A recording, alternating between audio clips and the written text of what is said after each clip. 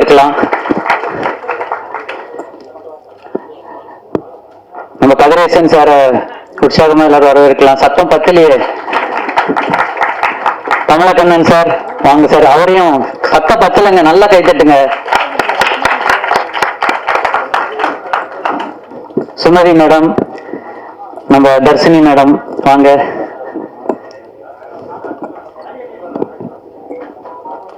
Vasu sir, நம்ம cameraman sir ஸ்டேஜுக்கு வாங்க சார்.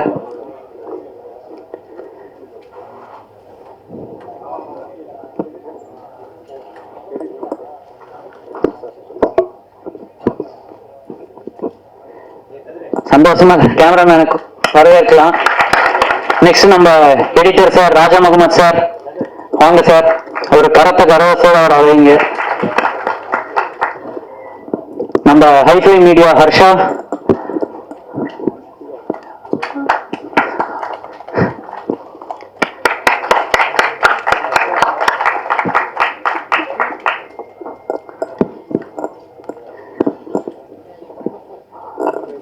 விழாவின் நாயகன் doctor S Raja sir, music director cum director வாங்க சார்.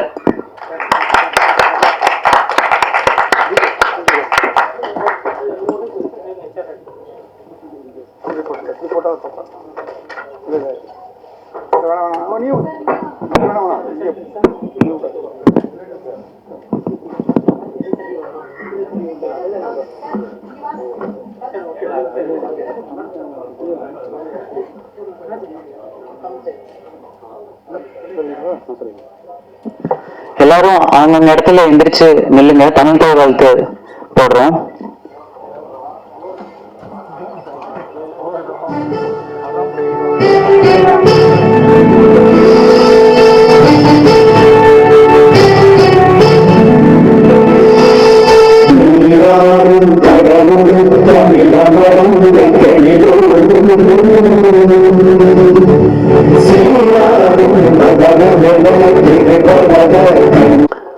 இப்போ சார் வந்து இந்த மேடையில் வந்து உட்கார்ந்துருக்கிறாரு.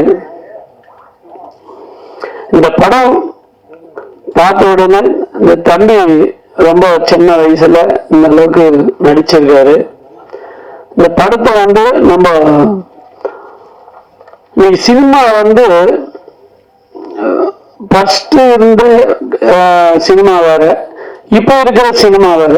இப்ப இருக்கிற சின்ன இளைஞர்கள்லாம் வந்து ஒரு வருஷத்துக்கு வந்து எங்க தயாரிப்பாளர் சங்கத்துல வந்து ஒரு 300 படம் எடுக்கிறாங்க. அதுல பாத்தீங்கன்னா பெரிய படம் விடுங்க, அதை வெட்டி இந்த சின்ன படம் எல்லாம் ஜெயிக்குது. இந்த மாதிரி சின்ன சின்ன பசங்கள்லாம் ஒரு டீமா நல்லா கதையை ரெடி பண்ணி நல்லா நம்ம எடிட்டர் எல்லாம் வந்து நல்லா பண்ணியிருக்காரு. டைரக்டர் ரொம்ப பாராட்டணும். உண்மையில நல்லா பண்ணிக்க, மியூசிக் எல்லாமே நல்லா இருக்கு. இதெல்லாம் வந்து வெற்றி. அதாவது ஒரு வருஷத்துக்கு ஒரு 300 படம் எடுத்தாலும் ஒரு 4-5 படம் இந்த சின்ன படம் எல்லாம் வெற்றி கொடுக்குது. அது போல இந்த படத்தை வந்து நல்ல விளம்பரம் பண்ணணும். இன்னைக்கு வந்து காலகட்டம் வந்து விளம்பரம் வந்து நம்ம வீட்டு வாசப்படியே தொட்டு பார்க்குது. அது தொட்டு பார்த்தாதான் வீட்டில் இருக்கிறவங்க தியேட்டர்ல போய் படம் பார்க்கறாங்க. ஸோ அந்த சூழ்நிலை ஆயிடுச்சு. அதனால என்ன படம் எடுத்தாலும் அந்த விளம்பரத்துக்கு ஒரு முக்கியத்துவம் கொடுத்தாதான் ஜனங்க ஏதோ இருக்கு நம்ம போய் தியேட்டர்ல பார்க்கலாம் அப்படின்ற ஒரு மனசுல தோணுது. நிறைய பேர் பார்த்தீங்கன்னா நாங்கள் இப்போ சமீபத்தில் வந்து ஆந்திராக்கெல்லாம் போயிருந்தோம், ஹைதராபாத் போயிருந்தோம், கொச்சின்கெல்லாம் நானும் கதிரேசன் சார்லாம் போயிருந்தோம். அங்க இருக்கிற சினிமா இப்போ ஹைதராபாத்ல எல்லாம் பார்த்தீங்கன்னாக்கா நிறைய பேர் தியேட்டரில் தான் போய் பார்க்குறாங்க படத்தை. உண்மையில சொல்ல அந்த ஆந்திர மாநிலம் நிறைய பேர் ஆடியன்ஸ் வந்து தியேட்டர்ல போய் படம் பார்க்குறாங்க. அந்த தியேட்டர்ல போய் படம் பார்த்தாதான் அது நல்லா திருப்தியா இருக்கு. நம்ம தமிழ்நாட்டில் என்ன செய்யறாங்கன்னா செல்லுல பாக்குறாங்க. செல்லுல பார்த்து டிவியில கனெக்ஷன் கொடுத்து பாக்குறாங்க. தயவு செய்து இந்த மாதிரி படத்தெல்லாம் தியேட்டர்ல போய் பாருங்க. தியேட்டர்ல போய் பார்த்தாதான் அந்த படத்து நல்லா இருக்கும். செல்லுல வந்து படம் தயவு செய்து பார்க்காதீங்க. ஏன்னா செல்லுல பாத்தீங்கன்னா உங்களுக்கு ஒண்ணுமே புரியாது. சும்மா பார்த்துட்டு திரும்பி ஆஃப் பண்ணுங்க, திரும்பி ஒரு படம் பார்க்கணும் ஒரு 2 மணி நேரம் நேரம் போய் தியேட்டர்ல போய் பாருங்க. அந்த படம் என்ன எப்படி இருக்குன்றது ரிசல்ட் அப்போ தெரியும். இப்படி கஷ்டப்பட்டு ஒரு ப்ரொடியூசர் எடுக்கிறாரு, எதுக்கு எடுக்கிறாரு, இந்த படத்தை வந்து அது நல்லது கெட்டதெல்லாம் ஜனங்களுக்கு எடுத்து சொல்லணும் அப்படின்ற ஒரு எண்ணத்தில் தான் படம் இருக்கார். சார் வந்து அமெரிக்காவில் இருக்காருன்னு கேள்விப்பட்டேன். அந்த கலை உணவு வந்து அவருக்கு சாருக்கு பாருங்க இருக்கு. நம்ம படம் எடுக்கணும், படம் எடுத்து ஒரு சாதனை பண்ணணும், தன்னுடைய மகனை வந்து ஹீரோ ஆக்கணும் அப்படின்ற ஒரு பெரிய சாதனை. அதாவது எதுக்கு சொல்ல வரேன்னா, இப்படி இருக்கிற ஆர்வமான ஆர்வத்தோடு இருக்கிற ஒரு ப்ரொடியூசருங்கெல்லாம் நிறைய பேர் பாதிக்கப்பட்டிருக்காங்க. இதுக்கு அந்த சங்கத்தில் வந்து நிறைய இப்போ சில சிஸ்டம் எல்லாம் போட்டிருக்கோம். எந்த ஒரு ப்ரொடியூசர் வந்து நம்ம சங்கத்தில் படம் எடுத்தாங்கன்னா எல்லா டைரக்டர் டெக்னீஷியன் எல்லாமே அக்ரிமெண்ட் ஃபாலோ பண்ணி பதிவு பண்ணி அந்த சங்கத்தினுடைய சட்டப்படி எப்படி இருக்குன்னா நிறைய பேர் புதுசாக வராங்க, படம் எடுத்துட்டு பாதிலே நிறுத்திடுறாங்க. பார்த்தீங்கன்னா ரொம்ப கஷ்டப்படுறாங்க. நீங்க பாருங்க, ப்ரொடியூசர் சங்கத்தில் வந்து எவ்வளோ நல்லது பண்ணின்னு இருக்கோம். அதுவே தெரியாம என்ன செய்யறாங்க, சங்கத்துல நம்பர் ஆகணும், படமெல்லாம் எடுத்து முடிச்சுட்டு அப்புறமா நம்பர் ஆகணும்.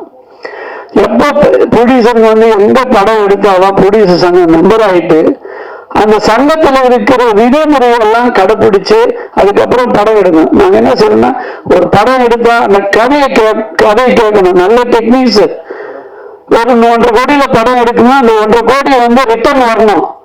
ரிட்டர்ன் வந்தாதான் அந்த படத்தை நம்ம எடுக்கணும். ஏதோ ஒரு படம் எடுக்கணும், ஆர்வக்கோளாறு எடுத்துட்டு சொத்துக்கு அல்லது விட்டு இந்த படத்தை எடுத்து திருப்பி லாஸ் ஆயிட்டு இன்னைக்கு வந்து பாத்தீங்கன்னா ஆர்வக்கோளாறு எடுக்கிறதுன்னு நிறைய பேர் இருக்காங்க. அது இல்லாம ஒரு பிளான் வச்சுங்க, நல்ல கதையை செலக்ஷன் பண்ணி அந்த நல்ல டைரக்டர் 10 வாட்டி அந்த கதையை கேளுங்க. இன்னொரு டீம் செட் பண்ணிக்கோங்க. நல்ல ஒரு 4-5 பேர் நல்ல சினிமா டெக்னிக்ஸ் தெரிஞ்சுங்க கூட வச்சு அந்த கதையை நல்லா கேட்டு அதுக்கு ஏற்ற டெக்னிக்ஸ் வச்சு அந்த படத்தை எடுத்து வெளியிடுங்க. உண்மையில என்னைக்கும் சினிமா வந்து ஜெயிக்கலாம். அதுல வந்து எந்த லாஸ் வராது. இந்த ஆர்வக்கோளாறு எடுக்கிறவங்க தான் இன்னைக்கு லாஸ் ஆகிடுறீங்களே கண்டு நல்லா பிளான் பண்ணி எடுத்தாக்கா படம் வந்து வெற்றியை கொடுக்கும், நல்லதும் நடக்கும். தயவு செய்து எங்க பத்திரிகைலாம் நிறைய பேர் வந்திருக்கீங்க. நீங்க இந்த படம் இந்த நல்லா எடுத்துக்காங்க. அந்த படத்தை இந்த வெற்றி படம்னா நீங்க எழுதுற எழுத்துலதான் இருக்கு. நல்லா எழுதுங்க, நல்ல விளம்பரம் உங்களால வரட்டும். இந்த படம் வெற்றி ஆகட்டும். நன்றி, வணக்கம். ரொம்ப நன்றி. Thank you so much sir for giving this opportunity, Raja sir. எனக்கு இது ஃபர்ஸ்ட் டைம் என்ன பேசணும்னு எனக்கு தெரியல. Thank you for my team, Guru and Tabitha, Raja sir. Thank you so much. Thank you so much media for welcoming me. Yes sir, thank you sir.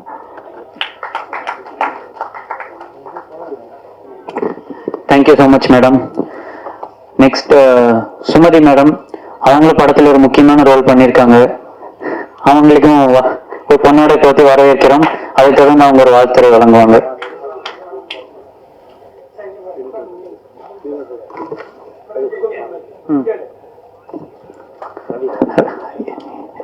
என்னோட ரவி எங்க ப்ரொடக்ஷனுக்கு back phone மாதிரி எங்க அண்ணன்.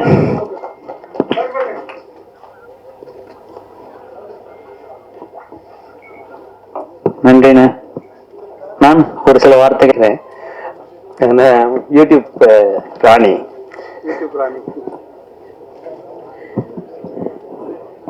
அனைவருக்கும் வணக்கம். பொதுவா அரசியல் மேடைகள்ல தான் இருந்து பழக்கம். இப்போ முதல் முறையா சினிமாக்காக வருதுல ஒரு ராஜா அண்ணா வந்து முதல்ல ஒரு படம் எடுக்கிறேன்னு சொல்லிட்டு கூப்பிட்டப்போ அவங்க தர்ஷினி மேமோட ரோல் தான் வந்து கேட்டாங்க. அவர் சீன்லாம் சொன்னப்போ உண்மையுமே எனக்கு பயமா இருந்துச்சு. சார் இதுக்கு முன்னாடி நான் கேமரா முன்னாடி இன்னவே கிடையாது. கேமரா முன்னாடி பேசியிருக்கோம், யூடியூப் சேனல்ல எல்லா சேனல்லும் போய் பேசுறோம், டிவில எல்லாம். ஆனா இதெல்லாம் ரொம்ப வெயிட்டான ரோல் சார், என்னால அது பண்ண முடியாது அப்படின்னு தான் அப்புறமா அவங்க தர்ஷினி இது பண்ணிட்டு தம்பி சொன்னாப்ப ஒரு முக்கியமான ரோல்ல இல்ல 2 சீன்ல வருது, அவ்வளவுதான். சும்மா வந்துட்டு போலாம். ஏன்னா அவர் முன்னாடி நிறைய இந்த இதுல கான்செப்ட் வந்து ரொம்ப ஒரு அற்புதமான கான்செப்ட். ஸோ நம்ம இன்னைக்கு வந்து இந்த மெடிக்கல் ஃபீல்டு அப்படிங்கிறது வந்து எந்த அளவுக்கு நம்மள வந்து எப்படி சொல்றது, அவங்க தான் நம்ம அவங்கள நம்பி நம்மளோட உயிரியே கொடுக்குறோம். நம்ம டாக்டர்கள் சொல்லிட்டாங்கன்னா நம்ம கேட்டா நெஞ்சு கிழிக்கணும்னா கிழிச்சிடறோம், நம்ம கொண்டு போய் அட்மிட் பண்ணிடுறோம், கடவுளுக்கு ஈக்குவலா அவங்கள மதிக்கிறோம். ஆனா அந்த மெடிக்கல் ஃபீல்டுல எப்படிலாம் சில பேர் சீட் பண்றாங்க, எப்படி அந்த இதை வந்து அந்த மருத்துவத்தை வந்து ஒரு பிசினஸா பாக்குறாங்க அப்படின்ற விஷயங்கள்லாம் அவர் சொன்னப்போ ரொம்ப உண்மையாலுமே அதுக்காக தான் அந்த தலைப்பு வச்சிருந்தாரு. சோ மருத்துவர்கள் வந்து எதெல்லாம் செய்யணும், எதை செய்யக்கூடாது, இன்னொன்னு நம்மளுமே நிறைய ஒரு அவேர்னஸ் இல்லாம சும்மா தலைவலிக்குதுன்னா ஏதோ ஒரு டோரோ போடலாம், காய்ச்சல் நம்ம எல்லாருமே நம்மளே இன்னைக்கு எல்லாரும் அற வைத்தியர்கள் எல்லாருமே சொல்லுவாங்களே 1000 பேரை கொண்டா அற வைத்தியம் அப்படிங்கிற மாதிரி நம்மளே கொண்டுகிட்டு இருக்கிறோம். அப்ப இன்னைக்கு நான் அந்த செல்ஃப் மெடிகேஷன் எடுக்கிறதுனால என்னென்ன சைடு எஃபெக்ட்ஸ் வருது, நம்மளோட இளைய தலைமுறையை வந்து நம்ம வந்து எப்படி பலி கொடுத்துக்கிட்டு இருக்கிறோம், அதாவது உணவுல இருந்து நம்ம மாத்திரைகள் எடுக்கிறதுல இருந்து, நம்ம தாத்தா இருந்தது உடம்பு எப்படி இருந்தது, நம்ம அப்பாலாம் எப்படி இருந்தாங்க, நாம எப்படி இருந்தோம், இன்னைக்கு நம்ம பிள்ளைங்க எப்படி இருக்கிறாங்க. இன்னைக்கு நம்ம 40 வயசுல நம்ம கூட நடந்துருவோம் போல இருக்கு 1 கிலோமீட்டர், நம்ம பிள்ளைங்க எல்லாம் 10 அடி நடக்க மாட்டேங்கிறாங்க, புசு புசுங்கிறாங்க. சோ அதுக்கு காரணம் எல்லாமே எதுக்கு எடுத்தாலும் ஓடி போய் ஊசியை போடுறது, எதுக்கு எடுத்தாலும் அவங்களுக்கு மாத்திரையை கொடுக்கறது, அந்த மாதிரி. அதனால அவர் எடுத்திருக்க கான்செப்ட் ரொம்ப ரொம்ப நல்ல கான்செப்ட். படம் வந்து நல்ல சிறப்பா வரணும். இங்க நிறைய இவங்கள விமர்சனம் எழுதுறவங்களாம் வந்திருக்கீங்க, நல்ல பாசிட்டிவான ஃபீட்பேக்ஸ் கொடுங்க. படம் வந்து சிறப்பா வெற்றி அடையணும். அடுத்ததா ஒரு வெற்றி விழா நிகழ்ச்சியை நம்ம எல்லாரும் சந்திக்கிறோம்னு நினைக்கிறேன். நன்றி, வணக்கம். அப்புறம் தான் தெரியுது இவர் எனக்கு ரொம்ப வேண்டியவர்னு.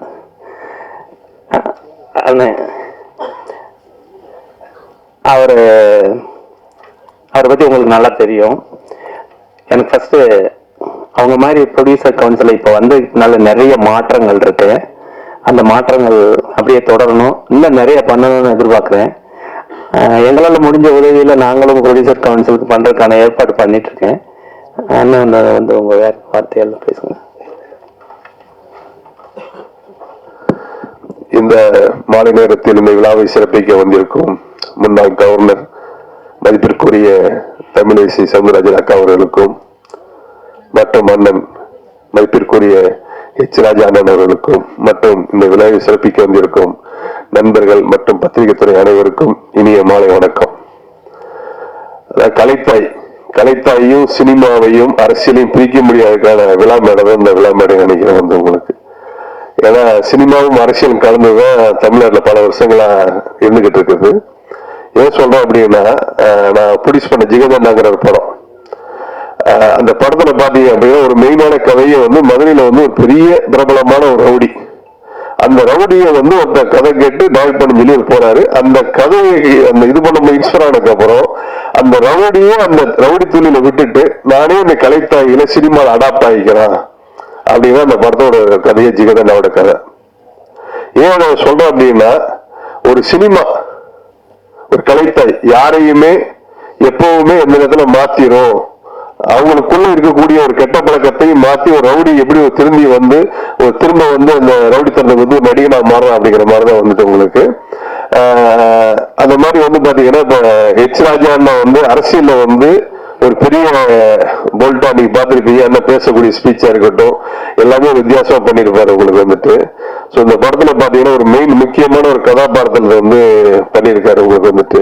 சோ அதனால சினிமாவும் அரசியலும் கலந்துதான் வந்து நீங்க ஃபுல்லா போய்கிட்டே இருக்குது உங்களுக்கு வந்துட்டு. அப்புறம் வந்து இந்த படத்துல குருன்னு ஒரு அறிமுக கதாநாயகன் ஆயிருக்காரு. ஏன் சொல்ல வந்தோம்னா உங்களுக்கு அந்த சினிமா அரசியல் வந்து ஏன் சொல்ல வந்தோம்னா, ராஜேந்திரன் சார் வந்து பாத்தீங்கன்னா MBBS முடிச்சுட்டு MD முடிச்சுட்டு அசிஸ்டன்ட் ப்ரொஃபஸர் ஆகி ஸோ அமெரிக்காவுக்கு போயிட்டாரு.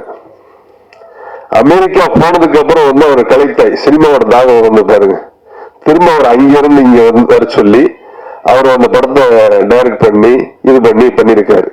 ஸோ இதுதான் சினிமாவோட தாகம். வருஷத்துக்கு கிட்டத்தட்ட ஒரு 225 படங்கள் வருது அப்படின்னா அதுல கிட்டத்தட்ட பாத்தீங்கன்னா ஆல்மோஸ்ட் ஒரு 150 தயாரிப்பாளர்களும் சரி 100 இயக்குநர்களும் சரி புதுசா இந்த படத்துல ஜெயிச்சிட மாட்டோமா அந்த படத்துல ஜெயிச்சிட மாட்டோமா தொடர்ந்து வந்துகிட்டே இருக்கு. இதுதான் கலைத்தாய் வந்து நம்ம கொடுத்துக்கக்கூடிய ஒரு பெரிய பொக்கிஷமா நான் நினைக்கிறேன். சோ இந்த படத்தை டைரக்ட் பண்ணிக்கக்கூடிய ராஜேந்திர சுப்பண்ணி சாருக்கும், இந்த படத்தை ப்ரொடியூஸ் பண்ணிக்கக்கூடியவருக்கும், அப்புறம் இந்த படத்துல எடிட்டர் சார் வந்து ராஜமோகன் சார் வந்து ரொம்ப நெருங்கிய நண்பர், அது ஆல்மோஸ்ட் தேசிய விருதெல்லாம் வாங்கியிருக்காரு உங்களுக்கு வந்துட்டு. அவர் இந்த படத்தை பணியாற்றிருக்காரு. சோ இந்த படம் மாபெரும் வெற்றியடை செய்யாதை மாபெரும் வெற்றியடை எல்லாம் இறைவனை வேண்டி விடைபெறுகிறேன். நன்றி, வணக்கம். ரொம்ப நன்றி சார். உங்களை மாதிரி லெஜண்ட்லாம் வந்து சப்போர்ட் பண்றது ரொம்ப ரொம்ப நன்றி சார், ரொம்ப சந்தோஷமா இருக்கு. நம்ம சவுந்தரராஜன் சார், அவரை பத்தி சொல்லணும்னா, இப்போ எனக்கு ஆசான்னு பார்த்தீங்கன்னா எங்க சார், அது மாதிரி எங்க சாரோட ஆசான் வந்து அவருக்கு மரியாதை செலுத்த பொன்னாடை போத்து வரவேற்க நம்ம பாலாஜி சார் ஸ்டேஜுக்கு வருமாறு அன்போடு அழைக்கிறேன். வாங்க சார்.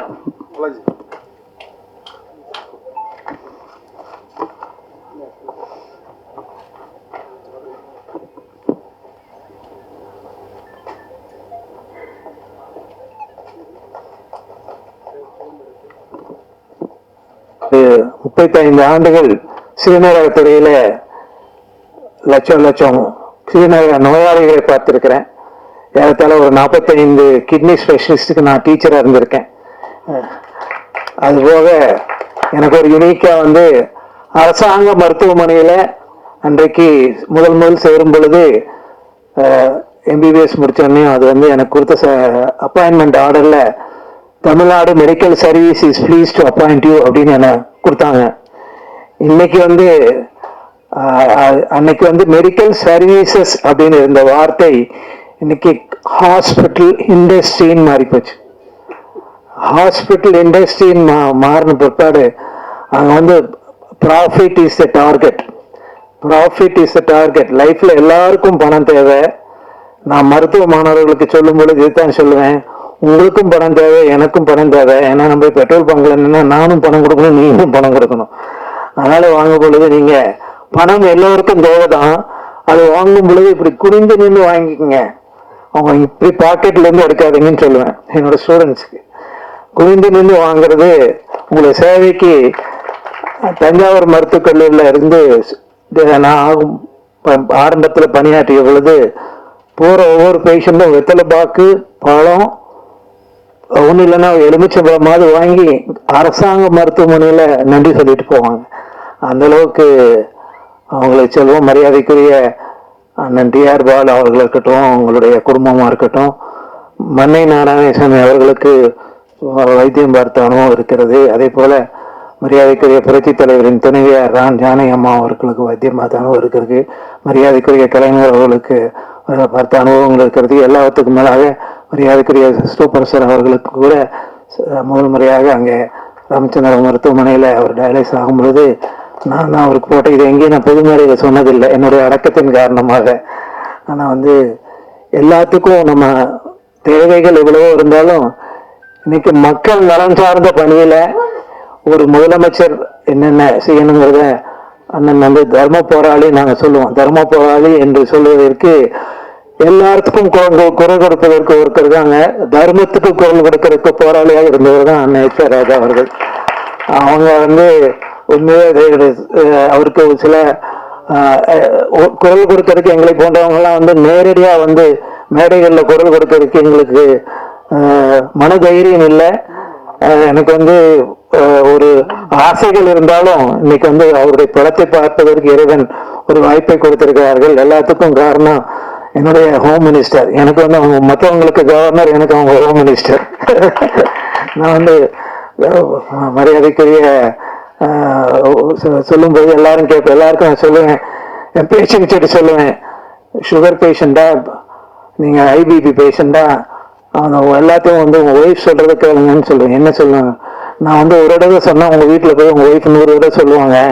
ஏன்னா வந்து உப்பு சாப்பிடாதுன்னு சொன்னா உப்பு சாப்பிட அவங்க சொல்றது கேட்பேன். டாக்டர் சொன்னார்லன்னு கேட்பாங்க. நான் என்னென்னலாம் சொல்லணுமோ அதெல்லாம் வந்து உங்க ஒய்ஃப்கிட்ட அட்வைஸ் பண்ணிடுவேன். அதனால அவங்க வீட்டுல அதை சொல்லுவாங்க. அதனால மனைவி சொல்லை கேட்காத கணவன் இல்லை. மனைவி சொல்ல நீங்க கேட்டீங்கன்னா தான் நல்லா ரொம்ப நாள் வாழ முடியும். எல்லாருமே நீங்க எல்லாம் பெரும்பாலும் அது எல்லாருக்கும் அந்த அனுபவம் இருக்கும்னு நினைக்கிறேன். எல்லாரும் துணைவியாரின் சொல்லை கேட்டு வாழ பழகியவர்கள் தான் நல்ல ஆரோக்கியமா இருப்பாங்க. அந்த மாதிரி ஒரு பொது மெசேஜை சொல்லி ஒரு புது அனுபவத்தை கொடுத்த இந்த மேடைக்கு நன்றி சொல்லி விடைபெறுகிறேன். நன்றி, வணக்கம். ரொம்ப நன்றி சார். உங்களோட இவ்வளவு வருஷ மெடிக்கல் எக்ஸ்பீரியன்ஸ் ஈடனே இல்லாதது சார். சார் கூட பழகிற வாய்ப்பு கிடைக்கல, ஏன்னா எனக்கு ரொம்ப வயசு கம்மி. சார் புகழ்ற அளவுக்கு எனக்கு வயசு இல்லை. பட் ஆனால் அவரோட சிஷியம் கூட பழகிற வாய்ப்பு எனக்கு கிடைச்சது. அவர் மாதிரியே தான் சாரும் பேசுவாரு. அவர் பேசுறப்ப நீங்களே பாருங்க, உங்களுக்கே தெரியும். நெக்ஸ்ட் வந்து 35 ஆண்டுகள் சிறுநீரகத்துறையில லட்சம் லட்சம் சிறுநீரக நோயாளிகளை பார்த்துருக்கிறேன். ஏறத்தாழ ஒரு 45 கிட்னி ஸ்பெஷலிஸ்ட்டுக்கு நான் டீச்சராக இருந்திருக்கேன். அதுபோக எனக்கு ஒரு யூனிக்காக வந்து அரசாங்க மருத்துவமனையில் அன்றைக்கு முதல் சேரும் பொழுது எம்பிபிஎஸ் முடித்தோடனே அது வந்து எனக்கு கொடுத்த அப்பாயின்மெண்ட் ஆர்டரில் Tamil Nadu medical service is please to appoint you அப்படின்னு என்ன கொடுத்தாங்க. இன்னைக்கு வந்து அன்னைக்கு வந்து மெடிக்கல் சர்வீசஸ் அப்படின்னு இருந்த வார்த்தை இன்னைக்கு ஹாஸ்பிட்டல் இண்டஸ்ட்ரின்னு மாறி போச்சு. ஹாஸ்பிட்டல் இண்டஸ்ட்ரின்னு மாறின பிற்பாடு அங்கே வந்து profit is the target. Profit is the target. லைஃப்ல எல்லாருக்கும் பணம் தேவை. நான் மருத்துவ மாணவர்களுக்கு சொல்லும் பொழுது இதுதான் சொல்லுவேன், உங்களுக்கும் பணம் தேவை, எனக்கும் பணம் தேவை. ஏன்னா நம்ம பெட்ரோல் பங்க்ல என்னன்னா நானும் பணம் கொடுக்கணும், நீங்களும் பணம் கொடுக்கணும். அதனால வாங்கும் பொழுது நீங்க பணம் எல்லோருக்கும் தேவைதான். அது வாங்கும் பொழுது இப்படி குனிந்து நின்று வாங்கிக்கோங்க. அவங்க இப்படி பாக்கெட்ல இருந்து எடுக்காதீங்கன்னு சொல்லுவேன் என்னோட ஸ்டூடெண்ட்ஸ்க்கு. குனிந்து நின்று வாங்குறது உங்களை சேவைக்கு. தஞ்சாவூர் மருத்துவக் கல்லூரியில் இருந்து நான் ஆரம்பத்தில் பணியாற்றிய பொழுது போற ஒவ்வொரு பேஷண்ட்டும் வெத்தலை பாக்கு, பழம், ஒன்றும் இல்லைன்னா எலுமிச்சம்பழமாவது வாங்கி அரசாங்க மருத்துவமனையில் நன்றி சொல்லிட்டு போவாங்க. அந்த அளவுக்கு அவங்களுக்கு சொல்வோம். மரியாதைக்குரிய அண்ணன் டிஆர் பால் அவர்கள் இருக்கட்டும், அவங்களுடைய குடும்பமாக இருக்கட்டும், மன்னை நாராயணசாமி அவர்களுக்கு வைத்தியம் பார்த்த அனுபவம் இருக்கிறது. அதே போல மரியாதைக்குரிய புரட்சி தலைவரின் துணைவியார் ஜானகி அம்மா அவர்களுக்கு வைத்தியம் பார்த்த அனுபவம் இருக்கிறது. மரியாதைக்குரிய கலைஞர் அவர்களுக்கு பார்த்த அனுபவங்கள் இருக்கிறது. எல்லாத்துக்கும் மேலாக மரியாதைக்குரிய சூப்பர் சார் அவர்களுக்கு கூட முதல் முறையாக அங்கே ராமச்சந்திர மருத்துவமனையில் அவர் டயாலிஸ் ஆகும் பொழுது நான் அவருக்கு போட்ட இது எங்கேயும் நான் பொதுமறையில் சொன்னதில்லை, என்னுடைய அடக்கத்தின் காரணமாக. ஆனால் வந்து எல்லாத்துக்கும் நம்ம தேவைகள் எவ்வளவோ இருந்தாலும் இன்னைக்கு மக்கள் நலன் சார்ந்த பணியில ஒரு முதலமைச்சர் என்னென்ன செய்யணுங்கிறத அண்ணன் வந்து தர்ம போராளி நாங்க சொல்லுவோம். தர்ம போராளி என்று சொல்வதற்கு எல்லாத்துக்கும் குரல் கொடுப்பதற்கு ஒருத்தர் இருக்காங்க. தர்மத்துக்கு குரல் கொடுக்கறதுக்கு போராளியாக இருந்தவர் தான் அண்ணன் எச் ராஜா அவர்கள்.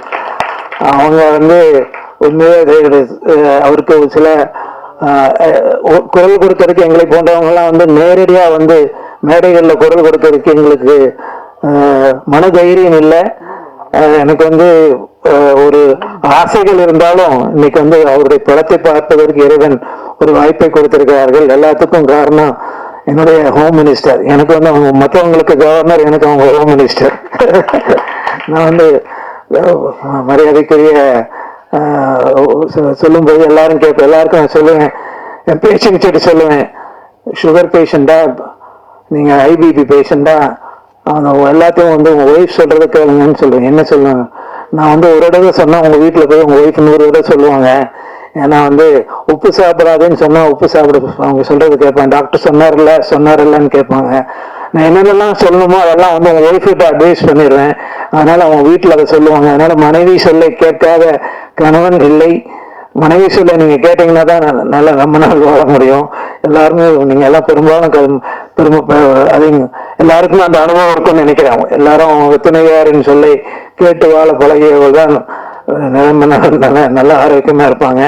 அந்த மாதிரி ஒரு பொது மெசேஜை சொல்லி ஒரு புது அனுபவத்தை கொடுத்த இந்த மேடைக்கு நன்றி சொல்லி விடைபெறுகிறேன். நன்றி, வணக்கம். ரொம்ப நன்றி சார். உங்களோட இவ்வளவு வருஷ மெடிக்கல் எக்ஸ்பீரியன்ஸ் ஈடனே இல்லாதது சார். சார் கூட பழகிற வாய்ப்பு கிடைக்கல, ஏன்னா எனக்கு ரொம்ப வயசு கம்மி. சார் புகழ்ற அளவுக்கு எனக்கு வயசு இல்லை. பட் ஆனால் அவரோட சிஷியம் கூட பழகிற வாய்ப்பு எனக்கு கிடைச்சது. அவர் மாதிரியே தான் சாரும் பேசுவாரு. அவர் பேசுறப்ப நீங்களே பாருங்க, உங்களுக்கே தெரியும். நெக்ஸ்ட் வந்து மதுரையினுடைய மொத்த ஷூட்டிங்களுக்கு வருதான் ஒரு ஹெட். எங்களுக்கு எல்லாத்துக்கும் நைட் 1 மணி 2 மணிக்கு வந்தாலும் தர்மர் அவருடைய சேவை. அவரு ரொம்ப நன்றி மேடம்.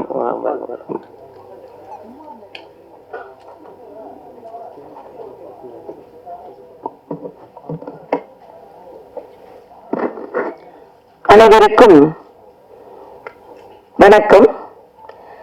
முதல்ல நமது ராஜா அண்ணனை மிகவும் பாராட்டுகிறேன். ஏன்னா எங்களோடு அரசியல் பயணித்துக் கொண்டிருந்தவர் இன்று திரைத்துறையில் பயணிக்கிறார்.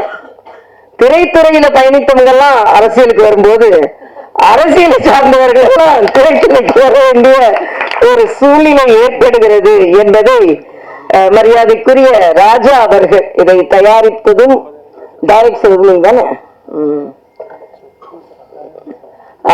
இப்ப என் கணவர் டாக்டர் சவுந்தரராஜன் பேசிட்டு என்கிட்ட சொன்னாங்க, அவரை பத்தி தனியா சொல்லணும்னு நினைச்சிருந்தேன், ஆனா எப்பவுமே மனதிற்கு நெருக்கமானவங்களை ஸ்பெஷலா சொல்லணும்னு நினைச்சிருந்தேன், நான் மறந்துட்டேன் அப்படின்னா அவங்களுக்கு சேர்த்து உங்களுக்கு எனது வணக்கத்தை தெரிவித்துக் கொள்கிறேன். தர்மர் அவர்களை பற்றி சொல்லுங்க. அவர் தான் எனக்கு பொன்னாடி போத்தினார். அவரை பத்தி சொல்லும் பொழுது மதுரையில தான் அதிகமா முழுசா எடுத்தது. என்னை நேற்று ஒரு 2 நாட்களுக்கு முன்னால் தான் என்னை தொடர்பு கொண்டார்கள். ரொம்ப நாளா அவங்களை தொடர்பு கொள்ளணும்னு நினைத்து கொண்டிருந்தேன், ஆனா ஏதோ விடுபட்டு போச்சு அப்படின்னு சொன்னாங்க. இதுல மதுரையில தான் இதுல படம் முழுவதுமாக எடுக்கப்பட்டு இருக்கிறது என்றால் மதுரைக்கு எனக்கும் அதிக தொடர்பு உண்டு. எனது தந்தை குமரி ஆனந்தன் அவர்கள் எனக்கு பெயர் வைத்தது மதுரை மீனாட்சி அம்மன் கோயில்ல தான். அதுலயும் என்னன்னா சாக்லேட் கொடுக்க கூடாதுன்றதுக்காக மா பலா வாழை முக்கனியையும் வெட்டி ஒரு பாத்திரத்துல போட்டு அதுல தேன் கலந்து கொடுத்தாங்க. ஆனா அப்படி ஏன்னா சாக்லேட் கொடுக்க கூடாது, ஏன்னா எங்க அப்பா எல்லாரோட விதேசி இல்ல சுதேசியா தான் எல்லாரும் இருக்கணும் அப்படின்னு அடிக்கடி சொல்றதுனால ஆக மதுரைக்குள்ள எடுத்த படம் என்பதனால் எப்படியோ நான் இணைந்து கொண்டேன் என்று நான் நினைக்கிறேன். அதே மாதிரி இந்த நிகழ்ச்சிக்கு தம்பி தம்பி பேர் என்னப்பா? குரு விஜய். குரு விஜய் விஜய்னாலே திரைப்படத்துறையில வெற்றி பெற முடியும். அதனால குரு விஜய் நிச்சயமாக வெற்றி பெறுவார். அவருக்கு எனது வாழ்த்துக்களை தெரிவித்துக் கொள்கிறேன். ஏன்னா அவர் இளைய வயது ஹீரோ, அவர் அறிமுகமாகி இருக்கிறார். அவருக்கு எனது வணக்கம். அதே மாதிரி இங்கே சகோதரி சுமதி அவர்கள், அவங்க எல்லாம் நடிச்சிருக்காங்க, எனக்கு தெரியவே தெரியாது. தர்ஷினி அவர்கள், திரு வாசு அவர்கள், அதே மாதிரி ராஜா முகமது அவர்கள், வர்ஷா அவர்கள், கமலக்கண்ணன் அவர்கள், ரவி அவர்கள், ரவி அவர்கள், கேமராமேன் வாசு அவர்கள், 5 ஸ்டார் கதிரேசன் அவர்கள், பாலாஜி அவர்கள் மற்றும் அனைவரும் ஏறக்குறைய எனக்கு யாரெல்லாம் பேர் சொன்னாங்களோ அவங்களெல்லாம் மனதில் வைத்துக் கொண்டு ராஜா முகமது அவர்கள் தான் எடிட்டர்னு கேள்விப்பட்டேன். எல்லாவற்றிற்கும் மேல இங்க நிறைய ராஜா இருக்காங்க.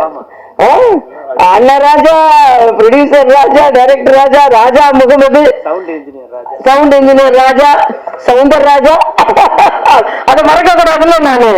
அதனால எல்லாரும் இங்க அமர்ந்திருப்பதற்கு எனக்கு நன்றி. உண்மையிலேயே எனக்கு இந்த கமலக்கண்ணன் அவர்கள் பேசும்போது ஒண்ணு சொன்னீங்க. ராஜா நன்றி. அப்ப கமலக்கண்ணன் அவர்கள் சொன்ன அனுபவ ரீதியா அவர் சொன்னதுன்னு நினைக்கிறேன். விளம்பரம் செய்யுங்கள். எவ்வளவுதான் எங்க அப்பா அடிக்கடி சொல்லுவாங்க, கண்ணு உட்கார்ந்த இடத்துல வித்துறது, மோரை குவி தான் விற்கணும் அப்படின்னு. ஆக மோர் இப்போ அதுவும் நம்ம டாஸ்மாக் பத்தி இப்ப கேட்க வேண்டாம், உட்கார்ந்த இடத்துல விற்கிறது, இனிமேல் ஆன்லைன்ல வர வரப்போகுதா. ஆனா அதிக விளம்பரம் வரணும்ன்றதுக்கு ஒரு சின்ன கதை நான் சொல்லுவேன். ஒரு விவசாயி இருந்தார். அவருக்கு ரொம்ப வறுமையில வாடிக்கொண்டிருந்தார். இந்த நிலத்தை எப்படியாவது வித்தாதான் நம்ம பிழைக்க முடியும்னு ஒரு சூழ்நிலையில வந்தார். ஒரு விளம்பரம் எழுதுற நம்ம பத்திரிகை தம்பிகள் நிறைய பேர் வந்திருக்கீங்க, விளம்பரதாரர்களும் நிறைய இருப்பீங்க. ஆக விளம்பரம் எழுதுவதற்கு கூப்பிட்டு ஒரு விளம்பரம் எழுதி கொடுத்தம்பி, இந்த நிலத்தை விற்கலன்னா என்னால பிழைக்கவே முடியாது போல இருக்கு அப்படின்னு சொல்லுவார். உடனே விளம்பரம் எழுதுவார் அந்த தம்பி. ரொம்ப விளம்பரம் எழுதுறதுல ரொம்ப பிரபலமானவர். அதனால என்ன எழுதுவார்னா, ஒரு காணி நிலம் இருக்கிறது. இந்த நிலம் ரயில்வே ஸ்டேஷனுக்கு பக்கத்தில் இருக்கிறது. ரயில்வே ஸ்டேஷன் பக்கம் எப்படியும் ஒரு 50 கிலோமீட்டர் இருக்கும். அதான் ரயில்வே ஸ்டேஷன் பக்கம். அது பக்கத்துல ஒரு ஸ்கூல் இருக்குன்னு அது எப்படி 25 கிலோமீட்டர் இருக்கும். பக்கத்துல ஸ்கூல் இருக்கு, பக்கத்துல மார்க்கெட் இருக்கு, ஈசான மூலையில ஒரு கிணறு இருக்கு, 2 நல்ல மாமரம் இருக்கு, நல்ல மாம்பழம் பழுக்கக்கூடிய மாமரம் இருக்கு, ஒரு தென்னை மரம் இருக்கு, 2 கொய்யா மரம் இருக்கு. ஆனா இப்படிப்பட்ட நிலம் விற்பனைக்கு அப்படின்னு சொல்லி எழுதிட்டு அதை அந்த விவசாயிட்ட காண்பிச்சுட்டு, இந்த கட்டணம் கொடுங்கய்யா அப்படின்னு கேட்பார். அந்த விளம்பரத்தை படிச்சுட்டு அந்த விவசாயி சொல்றார், நான் இந்த நிலத்தை விற்க போறது இல்லை அப்படின்பார். உடனே இந்த விளம்பரம் எழுத தம்பிக்கு கோபம் வரும். இப்போ ஒரு 10 நிமிஷத்துக்கு முன்னாலதான் இந்த நிலத்தை விற்கிறதா நான் பழைக்கவே முடியாதுன்னு சொன்னீங்க. அதனால நான் உங்களுக்கு விளம்பரம் எழுதி கொடுத்துட்டு இப்ப 10 நிமிஷத்துல மனசை மாத்தின எப்படி விளம்பரம் கட்டணம் கொடுக்க மாட்டேன், விளம்பரம் செய்ய போறது இல்லைன்னு சொல்றீங்கன்னு சொன்ன உடனே அந்த விவசாயி சொல்வாரு, ஏன் நிலத்துல இவ்வளவு நல்லது இருக்குன்னு எனக்கே தெரியாது. நீ விளம்பரம் எழுதின உடனே இந்த நிலத்தை நான் ஏன் விற்கணும்னு நினைச்சாரு, அதனால நான் இந்த நிலத்தை விற்க போறது இல்லை. இதான் விளம்பரத்தில் ஒரு அருமை. ஆக இதை எடுத்து சொல்லி சொன்ன உடனே இந்த நிலத்தை போய் நான் ஏன் விற்கணும், இவ்வளவு நல்லது இருக்கா ஏன் நிலத்துலன்னு எனக்கே தெரியாது, விளம்பரம் எழுதின பிறகுதான் எனக்கு தெரியுது அப்படின்னு சொன்னத மாதிரி நிச்சயமா விளம்பரப்படுத்த வேண்டும். ரொம்ப நல்லதெல்லாம் நடந்திருக்கு. நானும் ஹஸ்பண்டும் என்ன சென்ஸ் பண்றோம்னா இது ஒரு மெடிக்கல் சப்ஜெக்ட். அதனாலதான் டாக்டர் சவுந்தரராஜன் எங்கேயுமே வரமாட்டாங்க, அவங்களுக்கு பேஷன்ஸ் தான் முக்கியம். ஆனா நெடுநாள் கழித்து இங்க வந்திருக்காங்கன்னா அது அண்ணன் ராஜாக்காகவும் டைரக்டர் தயாரிப்பாளர் ராஜாக்காகவும் 2 ராஜாக்காகவும் அந்த ராஜா வந்தாருன்னு நான் சொல்லுவேன். ஏன்னா அவங்க சாதாரணமா பேஷண்ட்ஸ பாக்குறதுலாம் அவங்க அதிக கவனம் செலுத்துவாங்க. அதுவும் நான் அடிக்கடி சொல்ல கிட்னிஸ் எல்லாம் வந்து ரொம்ப ஆரவாரம் இல்லாத, எனக்கு வேற ஆப்போசிட் டாக்டர். ஹார்ட்ல படப்படப்படன்னு அடிச்சுக்கிட்டு இருக்கோம், கிட்னி அமைதியா வேலை செஞ்சுட்டு இருக்கோம். அது மாதிரி அமைதியாக பல நோயாளிகளை காப்பாற்றியவர்கள் அவர்கள். அதனால இங்க அவர் இந்த ராஜா அவர்கள் 2 ராஜா வர்றதுனால இங்க வரணும்னு நான் நினைச்சேன். ஆனா அது மெடிக்கல் சப்ஜெக்ட் உடனே அவங்களுக்கும் மகிழ்ச்சி, எனக்கும் மகிழ்ச்சி. ஏன்னா நான் அடிக்கடி ஒன்று சொல்வதுண்டு, இந்த டிமானிட்டைசேஷன் அவங்க நம்ம பிரதமர் அவர்கள் அறிமுகப்படுத்தினாங்க. உடனே சில அரசியல்வாதிகள் அதான் சீமான்ட்ட கேட்டாங்க, இதெல்லாம் இப்படி எல்லாம் எனக்கு சாப்பிட கூட காசு இல்லை, இப்படி எல்லாம் பண்ணா எப்படி அப்படின்னு. நான் திருமாவளவன் கேட்கும் போது இதெல்லாம் எப்படி, நாளைக்கு கூட எனக்கு சாப்பிடறதுக்கு காசு இல்லை, நான் என்ன பண்ண போறேன் அப்படின்னு நிறைய கருத்துக்கள் சொல்லியிருந்தாங்க. என்கிட்ட வந்து கேட்டாங்க. ஏன்னா நான் சொன்னேன் எனக்கு ஒண்ணும் பிரச்சனை இல்லையே அப்படின்னு. உங்களுக்கு பிரச்சனை இல்லையா, உங்களுக்கு முதல்ல தெரியுமா அப்படின்னா, நான் உங்களுக்கு எல்லாத்துக்கும் 8ஆம் தேதி தெரியுமா தான் உங்களுக்கும் தெரியும். ஆனா என்னன்னா என்னோட கோட்டு ஒயிட்டு என் நோட்டு ஒயிட்டு, அதனால எனக்கு பிரச்சனையே இல்லை, எனக்கு இந்த டாக்டருக்கு பிரச்சனை கேட்டதுக்கு கொஞ்சம் கொஞ்சம் காசும் நாங்க ஒயிட் கோட்ல சம்பாதிச்சது. அதே மாதிரிதான் ராஜா அவர்கள் இங்க வந்து பணத்தை போட்டிருக்கிறாரு, அவரும் ஒயிட் கோட்ல சம்பாதிச்ச ஒயிட் நோட்டு. அதனால எல்லாரும் படத்தை அவர் கமலக்கண்ணன் அவர்கள் சொன்னத மாதிரி முழுவதுமாக தியேட்டர்ல போய் உட்கார்ந்து பார்க்க வேண்டும், செல்லுல பார்த்துட்டு சென்று விடாதீர்கள் என்பது எனது கோரிக்கையாகவும் இருக்கிறது. இன்னும் சொல்ல போனா இதுல வந்து மருத்துவத்துறையில நான் பெருமையா இந்த இடத்திற்கு வந்து நின்று சொல்கிறேன். கரோனா காலத்துல பிபிஇ கிட் போட்டு நான் தான் முதல்ல போனேன்னு அன்றைய முதல்வர்லாம் சொல்லிக் கொண்டு இருந்தாங்க. இல்ல, முதலில் நிர்வாகத்தில் இருந்து மருத்துவர்களுக்கு உதவி செய்ய வேண்டும் என்று பாதுகாப்பு அதிகாரிகள் அனைவரும் வேண்டாம் என்று சொன்ன பின்பும் பிபிஇ கிட் போட்டு அங்கே மருத்துவமனைக்கு நுழைந்த முதல் நிர்வாகத்தை சார்ந்தவர் நான் என்று நான் உங்களோடு பெருமையாக தெரிவித்துக் கொள்கிறேன். ஏன்னா கரோனா நேரம் அவ்வளவு கொடுமையான காலமாக இருந்தது. தெலுங்கானால ஒரே நேரத்தில் 30 மருத்துவர்கள் பாதிக்கப்பட்டார்கள். டாக்டர் ஸ்ட்ரைக் பண்றாங்க, நாங்க ஏன் பாதிக்கப்பட வேண்டும் என்று. அப்பொழுது மருத்துவர்கள் ஸ்ட்ரைக் பண்ணா நோயாளிகள் எல்லாம் பாதிக்கப்படுவார்கள், அவர்களுக்கு தைரியம் சொல்லணுன்றதுக்காக நான் பிபிஇ கிட் போட்டு எனக்கு பாதுகாப்பு அதிகாரிகள் மறுத்த பின்னும் நான் அங்கே சென்றேன். இதுல மரியாதைக்குரிய பாரத பிரதமர் அவர்களை நான் சொல்லியே ஆக வேண்டும். பிபிஇ கிட் சைனால இருந்து அந்த பிபிஇ கிட்னாலதான் 30 டாக்டர்களுக்கு வந்தது. அன்று கரோனா ஆரம்பித்த நேரத்தில் பிபிஇ கிட்டே தயாரிக்காத ஒரு நாட்டில் ஒரே நாளில் 2 லட்சம் பிபிஇ கிட் தயாரிக்கும் அளவிற்கு இந்த நாட்டை முன்னிறுத்தினார் என்றால் அது பாரத பிரதமர் அவர்கள் தான். ஆக கரோனா நேரத்தை நான் இங்கே நினைவு கூறும் பொழுது பாரத பிரதமர் அவர்களை நினைவு கூறாமல் இருக்கவே முடியாது.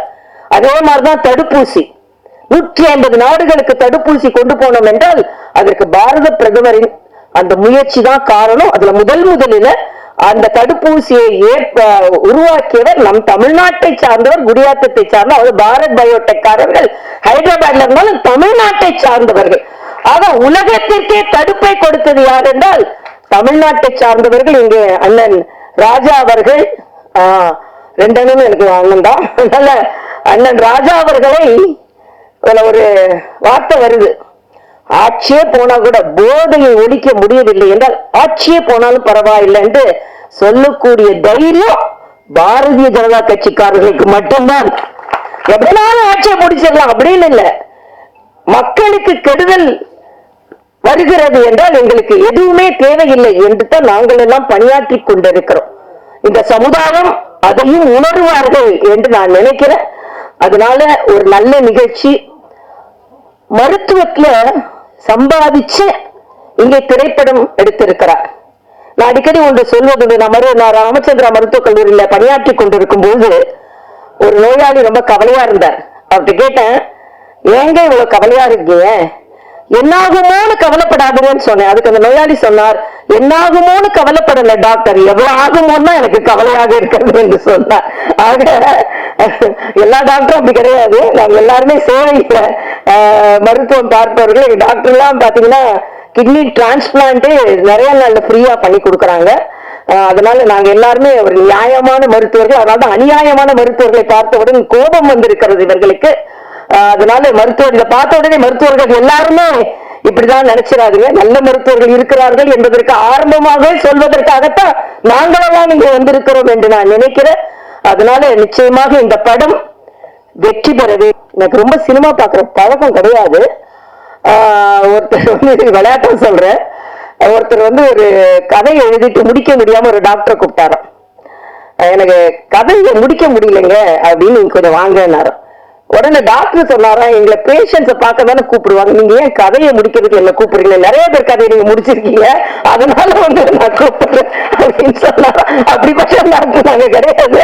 ஆனாலும் இந்த கதையை வளர்க்கறதுக்கும் கதையை நல்லா நடத்துறதுக்கும் நாங்க இங்க வந்திருக்கோம். எல்லாத்துக்கும் மேல நான் பிரதானமா இங்க வந்தது ராஜா அண்ணனுக்காக.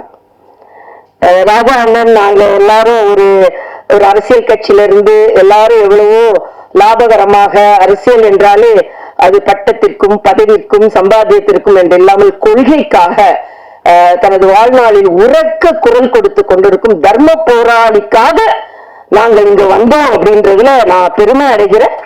அது மட்டும் இல்ல, டாக்டர் சவுந்தரராஜன் அவர்களை எந்த நிகழ்ச்சிக்கும் நான் கூட்டிட்டு வரமாட்டேன். ஏன்னா நான் ஹோம் மினிஸ்டர்னு சொன்னா ஹோம் மினிஸ்டர் ஸ்ட்ரிக்டா இருந்தாதான் நல்லது. ஆனாலும் அவர்களும் வந்தார்கள் என்றால் உண்மையிலேயே 2 ராஜாக்களுக்கும் நாங்கள் வணக்கம் செலுத்துவதற்காக நான் மறுபடியும் சொல்றேன். எல்லா தமிழ்நாட்டு மக்களுக்கு நான் கேட்டுக்கொள்கிறேன், இந்த படத்தை தியேட்டரில் சென்று பார்த்து நல்லதை நல்லவர்களுக்காக டூஸ் அண்ட் டோன்ட்ஸ், இது ரொம்ப நல்ல பேரு, செய்யாதே, நல்லதை செய், நல்லது இல்லாததை செய்யாதே என்பதான் வரும் நான் நினைக்கிறேன். அப்படிதான் இருக்க முடியும். ஆனா அரசியல்வாதி அப்படி சொல்ல முடியாது. அரசியல்வாதி நல்லதை செய்வாங்கன்னு சொல்ல முடியாது. இல்ல செய் அப்படின்னா எதையோ செய்யாதேனா நல்லதை செய்யாது அப்படின்னு கூட அரசியல் இருக்கவங்களை எடுத்துக்கொள்ளலாம். ஆனாலும் ஒரு நல்ல திரைப்படத்தை பார்த்தது என் அப்பா அடிக்கடி ஒன்று சொல்லுவாங்க, ஒரு சின்ன ஜோக் மாதிரி சொல்லுவாங்க. இந்த கலப்படம் சொன்னாங்க, அதுல நான் வந்து டயலாக பார்த்து தெரிஞ்சு கொண்டேன். ஏதோ ஒரு மருந்துகளை எல்லாம் அவர் வியாபாரம் செய்கிறார்கள் என்று. அந்த நேரத்தில் கலப்பட மருந்துகள் அதிகமாக வந்து கொண்டிருந்த நேரம் ஒரு நோயாளி டாக்டர்கிட்ட போறாரு. டாக்டர் மருந்து எழுதி கொடுக்கிறாரு. அதனால எங்க அப்பா அடிக்கடி சொன்ன ஒரு சின்ன இது, அந்த காலத்துல கலப்பட மருந்து வந்து கொண்டிருந்த நேரத்துல டாக்டர்கிட்ட போங்க, ஏனென்றால் டாக்டர் கிடைக்க வேண்டும் அல்லவா. டாக்டர் கொடுத்த மருந்து சீட்டை கொண்டு மருந்து கடைக்காரரிடம் கொடுங்கள், மருந்து கடைக்காரர் பிழைக்க வேண்டும் அல்லவா. மருந்து கடைக்காரர் கொடுக்கின்ற மருந்தை தயவு செய்து சாக்கடையில் கொட்டி விடுங்கள் என்றால் நீங்கள் பிழைக்க வேண்டும் அல்லவா. அந்த மாதிரி போலிகளை பார்த்தெல்லாம் நாம ரொம்ப எச்சரிக்கையா இருக்க வேண்டிய காலத்துல உண்மையானவர்கள் மேடையில் அமர்ந்திருக்கிறீர்கள். உங்கள் முயற்சி முற்றிலும் வாழ்த்துக்களை நான் தெரிவித்துக் கொள்கிறேன். ஒவ்வொருவரும் முயற்சி, எப்படி மருத்துவர்கள் ஒரு அறுவை சிகிச்சை செய்யும் பொழுது அதுல ஸ்டாஃப் நர்ஸ், மயக்க மருந்து நிபுணர், ward boy, ward technician, doctors, anaesthesiologist, surgeon எல்லாரும் சேர்ந்து ஒரு நோயாளியை பிழைக்க வைப்பதை போல இங்கே தயாரிப்பாளர், டைரக்டர், எடிட்டர், அதே மாதிரி எல்லாரும் பிஆர்ஓ, லைட் பாய், அது மாதிரி எல்லாரும், இது நிறைய எனக்கு டெக்னிக்கலா சொல்ல தெரியல, அவங்க எல்லாரும் சேர்ந்துதான் ஒரு நோயாளியை பிழைக்கிறது போல ஒரு திரைப்படத்தை உருவாக்குகிறார்கள். அந்த திரைப்படத்தை எல்லோரும் பார்த்து மகிழ்ந்து உங்களுக்கும் லாபமா இருக்கணும், அவங்களுக்கும் லாபமாக இருக்கணும்னு சொல்லி கடந்து வாழ்த்தி விரைவிடுகிறேன். இந்த திரைப்படம் மிகுந்த வெற்றியை பெற வேண்டும். சூரிய அவர்கள் சொல்லும்போது சொன்னாங்க, எல்லாரும் வெற்றி விழால வருவோம் என்று இந்த திரைப்படம் வெற்றி விழாவை கொண்டாட வேண்டும் என்று வாழ்த்தி விடைபெறுகிறேன். நன்றி. உங்களுக்கு நல்ல எக்ஸ்பீரியன்ஸ் இருக்கும். அந்த படத்துல இருக்க கதை அருமையா சொல்லிட்டீங்க. இதான் கதையை அவங்க அழகா சொல்லிட்டாங்க. நீங்க வந்து நிறைய எனக்கு கொஞ்சம் ஃப்ரஸ்ட்ரேஷன் தான். நான் மதுரையில படித்தேன், பிறந்தது காரைக்குடி தேவைப்பட்டேன். மதுரையில படித்தேன், ஜிஹெச்ல இருந்தேன், சார் ஸ்டூடெண்ட்டு. அப்புறம் ஸ்டான்லி மெடிக்கல் காலேஜில் இருந்தேன். நம்ம சினிமா டெக்னீஷியன்ஸு நிறைய டெக்னீஷியன்ஸ் எனக்கு தெரியும். நான் என் வீட்டுக்கு வருவாங்க நிறையா. நான் இல்லைனாலும் ஒரு டீம் இருப்பாங்க. ஸ்டான்லி, கீழ்பாக்கு, ராயப்பேட்டை, இங்கே என்ன ஹெல்ப்னாலும் நான் இல்லைனாலும் அங்கே உடனே ஃபோன் பண்ணி யார் அட்மிட்டாக இருந்தாலும் உங்களுக்கெல்லாம் நல்லா பண்ணியிருக்கேன். நான் 2000 வரைக்கும் இருந்தேன். அதுக்கு மேலே நான் யூஎஸ் கிளம்பி போயிட்டேன். யூஎஸ்ல வேறு நாட்டில் இருந்தேன். லண்டன் போயிட்டு லண்டனில் பிடிக்கல. வெஸ்ட் இண்டீஸில் இப்போ ஒரு முக்கியமான சாமியார் அங்கே இருக்காரு, அந்த ஊரில் தான் இருந்தேன். அங்கே யூனிவர்சிட்டியில் இருந்தேன். அதுக்கு பின்னால் அமெரிக்கா போனேன். அமெரிக்காவில் இப்போ போய் 10-12 வருஷம் ஆச்சு. எனக்கு கொஞ்சம் தாக்கங்கள் இருந்தது. நம்ம நிறைய விஷயங்கள் மக்களுக்கு சொல்லணும் அப்படின்ட்டு. இந்த படத்தை பொறுத்தவரையில் நான் வந்து எனக்கு வந்து வந்துட்டு போன செலவு தான் அதிகம் படத்தை காட்டலாம். ஒரு வந்தேன்னா 5 லட்ச ரூபா, மினிமம் 6 லட்ச ரூபா டிக்கெட்டுக்கு. நான் ஒரு 25 இடம் வந்துருப்பேன்னு நினைக்கிறேன். நான் ஒரு 3 வருஷத்துக்கு மேலே அந்த படத்தை ஆரம்பித்தேன். எனக்கு ஒரு கெட்ட பழக்கம் என்னன்னா, சார் நீ வரவே மாட்டாருன்னு நினைக்கிறேன். உட்காந்து நானே பண்ணணும், ஒவ்வொன்றும் எனக்கு வந்து பெர்ஃபெக்டா இருக்கணும் அப்படின்னு சொல்லிட்டு ஒரு நாள் காலையில் எந்திரிச்சு கேட்டுட்டு இருக்கும்போது திடீர்னு ஏதோ சத்தம் கேட்டுட்டு இருந்துச்சு. நான் என் மிஸ்ஸஸ் கிட்ட போய் என்னது ஒரு தேனிசை ஞானம் வந்துட்டு இருக்கேன், ஒரு பாட்டு வந்துட்டு இருக்கேன். இப்போ என் மகன் சொன்னிச்சேன், எங்க ஒய்ஃப் சொன்னிச்சு, இல்லை உங்க மக கத்திக்கிட்டு இருக்கு, உங்களுக்கு பாட்டா தெரியுதான்னு சொன்னிச்சு.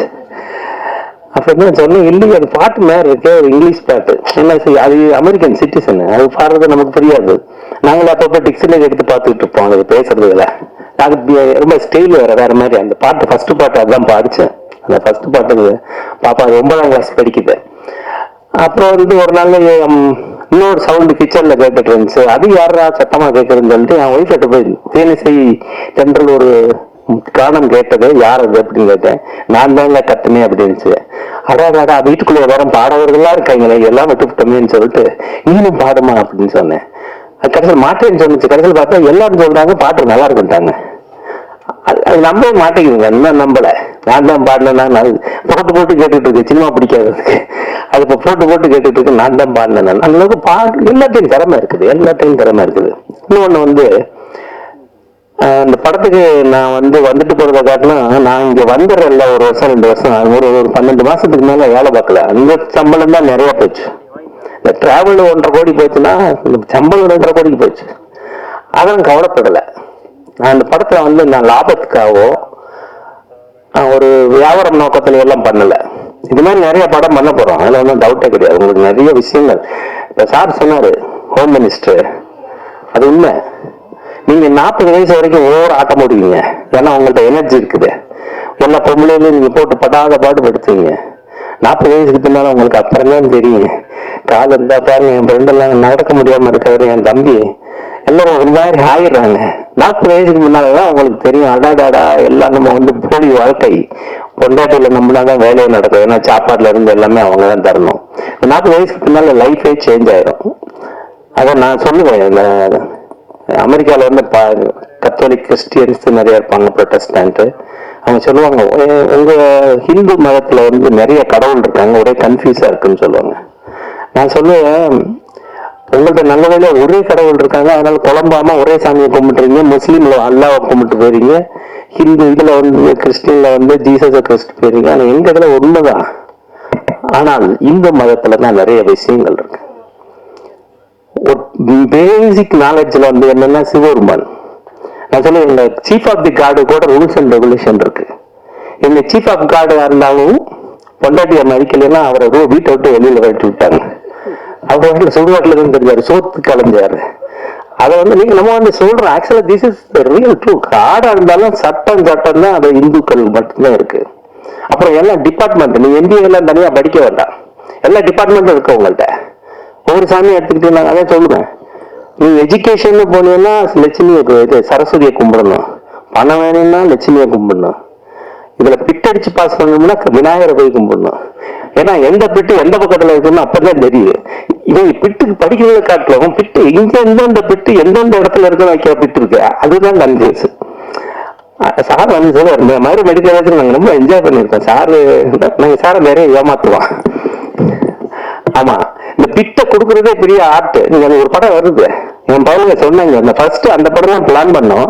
ஃபர்ஸ்ட் அதை பாக்குறதுக்கு ஒரு நல்ல படமா எடுத்தா அப்புறம் வேற டீசெண்டா பார்ப்பாங்க, இல்லைன்னா ஒரு மாதிரி ரவுடியா பார்த்துருவீங்க, இந்த ஆள் படிச்சாரா படிக்கலான்னு தெரியாது. அப்படிங்கிறதுனால உண்மையா கொஞ்சம் பாக்குறதுக்கு ஒரு பிரமாணமா ஒரு நல்ல படம் மாதிரி எடுத்து கொடுத்துருக்கேன். இன்னொன்னு வந்து இந்த படத்துல கதை இருக்கான்னு கேட்காதீங்க, கதையே கிடையாது, உண்மையா சொல்றேன். ஏன்னா நிறைய கான்செப்ட், ஒரு நிறைய விஷயங்கள், நீங்க ஒவ்வொருத்தரும் ஒவ்வொரு விஷயங்கள் ஏமாறுறீங்க. அதை நான் சொல்லக்கூடாது, அதனாலதான் கற்பனை உலகம்னு சொல்லி வச்சிருக்கேன். ஏன்னா நிறைய எல்லா டாக்டர்ஸும் கெட்ட டாக்டர்ஸ், நிறைய டாக்டர்ஸ் நல்லவங்க, நிறைய டாக்டர்ஸ் நல்லவங்க, நர்சஸ்லாம் சூப்பர்.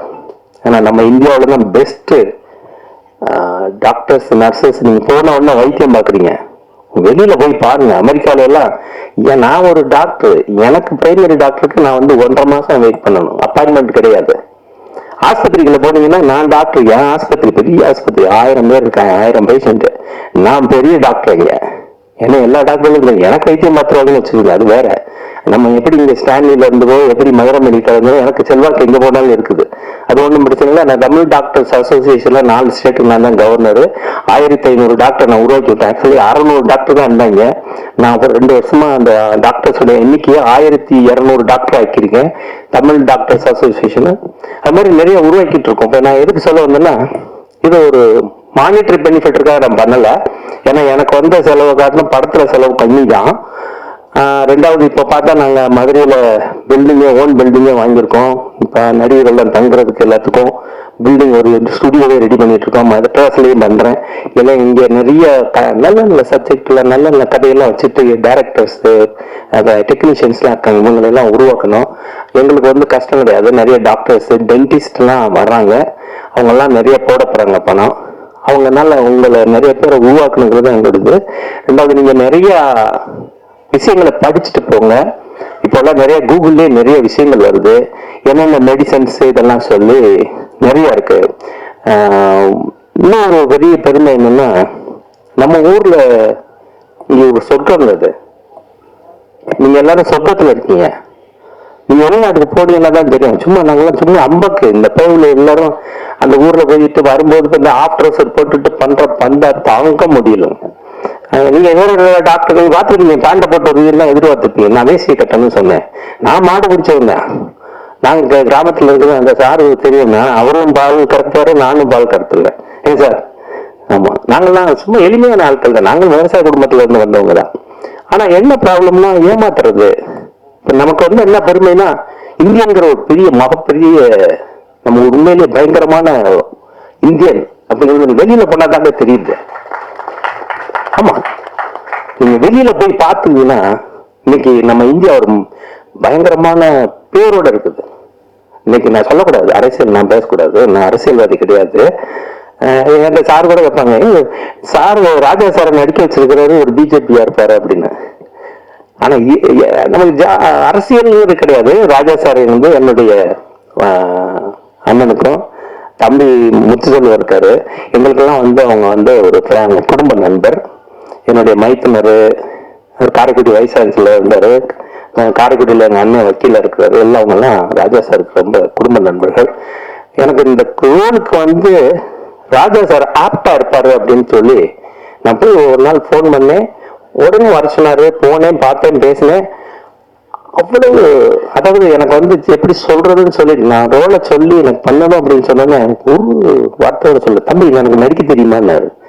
நீங்க நடிக்கவே வேணாம், பாரதி ராஜா வந்து சிவாஜி கணேசன் அப்படியே வாங்க நடங்க போங்கன்னு சொன்னாரு, அது மாதிரி நீங்க அதே மாதிரி செஞ்சா போதும் அப்படின்னு சொன்னேன். அதே மாதிரி தான் செஞ்சாரு. ஆனா பாத்தீங்களா, சிவாஜி கணேசனுக்கு பின்னால அடுத்து ஒரு ஆள் வந்துட்டாரு. உண்மையில ரொம்ப பெருமையா இருந்துச்சு, ரொம்ப அழகா பண்ணியிருக்காரு, எமோஷனல். அப்படியா அதை காட்டில எனக்கு என்னதுன்னா, மெட்ராஸ்ல இருந்து ஷூட்டிங்க்கு வர்ற ஒரு நாள் தான் நான் அவரை ரொம்ப கஷ்டப்படுத்திக்கூடாதுன்னு கூப்பிடுறதுக்கு நான் டிக்கெட்டு, ஃபிளைட் டிக்கெட்டு போடுறதுக்கு போட்டேன். அவர் உடனே அங்கிருந்து சத்தம் மாட்டாரு, எப்படி டிக்கெட் போடுவேன் நீ? நான் போட்டேன். அந்த உடனே பணத்தை கொடுக்க சொல்லிட்டாரு. இப்படிலாம் நேர்மையான ஒரு மக்கள்ல பார்த்தா எனக்கு ஆச்சரியமா இருக்கு. உண்மையில அவர் எனக்கு தலை வணங்கணும் அவர்கிட்ட. அது மாதிரி அவருக்கு உடம்பு சௌகரியம் இல்லை, எனக்கு நல்லா தெரியும். இந்த ஸ்ட்ரோக்குக்கு முன்னால நான் வந்து அவரை பார்த்து என் மிஸ்ஸஸ் அங்க இருந்து அமெரிக்கால இருந்து வாட்ச் பண்றாங்க, வீடியோ எடுத்துட்டு இருக்காங்க, சொல்றாங்க அவரு மாத்திரை சாப்பிட்டாரா, அவரை தூங்க விடுங்க, ரெஸ்ட் எடுக்க விடுங்க. டப்பிங்க்கு வந்துட்டாரு, ஷூட்டிங் சொல்லிக்கிட்டே இருக்காரு. நான் 12 மணியா இருந்தாலும் உனக்கு இருந்து எடுக்கிறேன், 6 மணியோட முடிச்சுட்டேன், நீங்க வந்ததே போதும். அவரு இப்படி ஒரு கலைஞனை நான் பார்க்க முடியாது. அவரை வந்து நீங்கெல்லாம் அரசியல்வாதியா பாக்குறீங்க, ஒரு பெரிய கலைஞன். அவர்கிட்ட நிறைய விஷயம் இருக்குது. நான் இன்னொன்று கூட நினைச்சிட்டு இருந்தேன், முதல் மரியாதையுடைய அடுத்த பாகத்தையோ இல்லைன்னா தேவர் மகனுடைய அடுத்த பாகத்தையோ நான் எடுக்கணும்னு பிளான் பண்ணியிருக்கேன். இல்லைங்க, இவர் ஒரு பெரிய ஞானி. ஆமா, மேடத்தை நான் பிளான் பண்ணேன். என்ன ப்ராப்ளம்னா ஒரு கவர்னர் ஆயிட்டாங்க. இந்த கவர்னர் ஆனா ஒன்றும் பண்ண முடியாது. நம்ம எப்படி சிஎம் விஜய் ஆகிட்டாரோ, நீங்க எப்படி மிஸ் பண்றீங்களோ அது மாதிரி இந்த மாதிரி அரசாங்கத்துல போய் உட்காந்துட்டீங்கன்னா பண்ண முடியாது. நான் கவர்மெண்ட் அதிகாரி இருந்தா பண்ண முடியாது. ஆனா நல்ல கவர்மெண்ட் அந்த அம்மா ஒண்ணு இருந்துச்சு, ஒன்னும் சொல்லல. கவர்மெண்ட் அதிகாரி இருக்கும்போது சில சின்ன எல்லாம் வந்து அதை நான் அடிச்ச படத்தையே அந்த அம்மா போட்டு பார்த்துச்சு, காக்கா காக்கான்னு ஒரு படம். ஆனா நல்லபடியா கலைஞர் கருணாநிதி, ஜெயலலிதா, எம்ஜிஆர், அதுக்கு பின்னால இப்ப நம்ம விஜய், எல்லாருமே கலைஞர்கள். அவங்க வந்து நீங்க கலைத்துறையில நீங்க இருந்தாலும் அரசாங்கத்துல இருந்தாலும் பயப்படாதீங்க. நிறைய பேர் கலைஞர்கள் இருக்காங்க, சில அதிகாரிகள்லாம் இங்க இருக்காங்க. நீங்க எல்லாம் கலைஞர்கள், வெளியில வரலாம். முதலமைச்சர்களை பொறுத்தவரை யாரும் சொல்ல மாட்டாங்க, ஏன்னா இவங்க எல்லாம் கலைஞர்கள். நம்மளும் இருக்க அரசியல்வாதியெல்லாம் கலைஞர்கள் ஆக்கிட்டோம்னா நமக்கு பிரச்சனை கிடையாது. அதனால ரொம்ப நன்றி. என்னுடைய மிகப்பெரிய மதிப்புக்கும் மரியாதைக்கும் உரிய மேடம், நல்லா வந்து என்னை ரொம்ப கௌரவிச்சிட்டீங்க.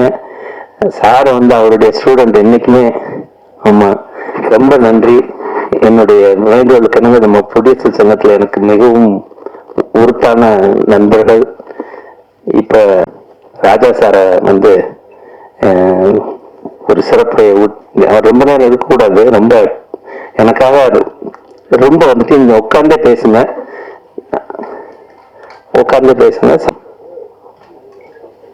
முன்னாள் ஆளுநர் திருமதி தமிழிசை சவுந்தரராஜன் அவர்களே, டாக்டர் சவுந்தரராஜன் அவர்களே, திரு ராஜசேகர் அவர்களே, மற்றும் மேடையில் இருக்கின்ற இந்த படத்தின் மூலமாக கலைஞரானவர்கள் அல்லது ஏற்கனவே கலைத்துறையில் இருப்பவர்கள் அனைவருக்கும் என்னுடைய சிறந்தாழ்ந்த வணக்கத்தை சொல்லி, நீங்க பாத்தீங்கன்னா சரியா 6 மாசம்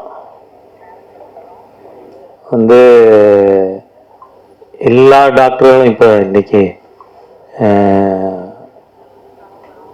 செக்கப்காக வந்திருந்தேன். நீங்க பாத்தீங்கன்னா டாக்டர் சொல்ற முதல் வார்த்தை, இவ்வளவு சீக்கிரம் பெரலிட்டிக் ஸ்ட்ரோக் வந்து ரெக்கவர் ஆனவங்க ரொம்ப ரேர் அப்படின்னு சொன்னாங்க. அதுக்கு வந்து டாக்டர் தமிழிசை சவுந்தரராஜன் அவர்கள் என் கூடவே இருந்தது ஒரு காரணம். என்ன வந்து நாம எதுவுமே இயல்பாகவே செய்யணும் அப்படின்னு நினைச்சா நம்மளை படுக்க போடுறதும் இயல்பா ஒரு நடந்த நிகழ்ச்சி மாதிரி இன்றைய தினம் 6 மாதத்துக்குள்ள உங்களுக்கு நடுவில் பேசக்கூடிய அளவிற்கு ஆண்டவன் எனக்கு உதவி இருக்கான். அதை வந்து நம்ம மறுக்கவே முடியாது. இந்த படத்தை பொறுத்தவரை டாக்டர் ராஜசேகர் அவர்கள் ஒரு விஷயத்தை சொல்ல விட்டுட்டாருங்க, மேக்கப்பே கிடையாது. இந்த படம் எடுத்ததுல மேக்கப்பே கிடையாது. சாதாரண காஸ்டியூம்ல வந்து படம் அவங்க சொன்னதை செஞ்சு கொடுத்துட்டு நாம வீட்டுக்கு வந்துட்டோம்.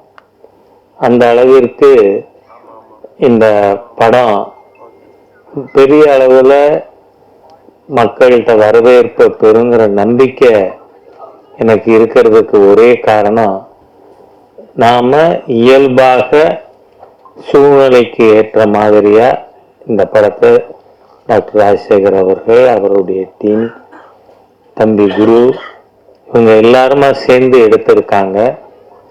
நீங்க பாத்தீங்கன்னா ஒரு லாப நோக்குல, நீங்க லாபங்கிறது எப்பவுமே இந்த கேபிட்டல், தாஸ் கேபிட்டல், அதை படிச்சீங்கன்னா தெரியும், சர்ப்ளஸ் வேல்யூ தியரி அப்படின்னு. அந்த சர்ப்ளஸ் வேல்யூ இல்லைன்னா அடுத்த இன்வெஸ்ட்மெண்ட்டுக்கு எங்கிருந்து பணம் வரும்? அதனால கம்யூனிஸ்டுகளோட தியரியே கம்யூனிஸ்டுகள் தான் உடைச்சாங்க. அது இட்ஸ் இம்ப்ராக்டிகபிள் அப்படின்னு சொல்லி அந்த சர்ப்ளஸ் வேல்யூ அது வர முடியாது அப்படின்னு கம்யூனிஸ்ட் நிரூபிக்குது. அந்த மாதிரியா நம்ம நாட்டில் பல்வேறு சம்பவங்கள் நமக்கு ஒரு பாடமா அமைஞ்சிருக்கு. அதுல இந்த கதை வந்தது கொரோனா சமயத்துல. அந்த சமயத்தில் மக்களுக்கு அந்த ஒர்க்கோட வேல்யூ என்ன அப்படின்னு புரிய வைக்கணும். நீங்க பாத்தீங்கன்னா இந்த படத்துல ஒரு காட்சி வரும். இதுல பணியாட்களுக்கு 50,000 ரூபாய், நர்ஸுகளுக்கு 40,000, டாக்டர்மா கோச்சக்கூடாது, டாக்டர்களுக்கு 20,000 போனஸ் கொடுங்க அப்படின்னு. இதுல காரணம் என்ன? 24 மணி நேரமும் உழைச்ச ஒரு கம்யூனிட்டி உண்டுன்னு சொன்னா அது அந்த சுத்திகரிப்பாளர்கள். அவங்க அன்னைக்கு ஒரு நாள் ஸ்ட்ரைக் இருந்திருந்தா கூட நாம நாரி போயிருப்போம். அந்த மாதிரியாக இந்த மருத்துவத்துறையின் மூலமா மக்களுக்கு எப்படி போய் அடைய முடியும் என்பதையும், அதுல ஊழல் செய்யறவன ஆட்சியே போனாலும் ஊழல் செய்யறவனுக்கு எதிராக நடவடிக்கை எடுக்கணும் அப்படிங்கிற தீம் மக்கள்கிட்ட சென்றடைவதற்காக எடுக்கப்பட்ட படம். நிச்சயமா எனக்கு நல்ல நம்பிக்கை இருக்கு. வர்ற வெற்றி விழா நடக்கும்பொழுது நான் ஓடி போய் மைக்கில் நின்று பேசுகின்ற அளவிற்கு நிச்சயமா இருக்கும் என்கின்ற என்னோட நம்பிக்கையும் தெரிவித்து, இந்த படம் வெற்றி பெறணும். அதை மக்கள் அனைவரும் ஏன்னா இன்னைக்கு 3வதுன்னா சூப்பர் ஸ்டார் ரஜினிகாந்த் அவர்கள் என்னை பார்க்க வந்தார். அப்போ வாங்க எப்படி இருக்கீங்க அப்படின்னு கேட்டேனா, என்னங்க நீங்க எப்படி இருக்கீங்கன்னு பாக்குறதுக்கு நான் வந்திருக்கேன், என்ன எப்படி இருக்கீங்கன்னு நீங்க கேக்குறீங்களேன்னு. டாக்டர்ஸ் வேர் சர்ப்ரைஸ்டு.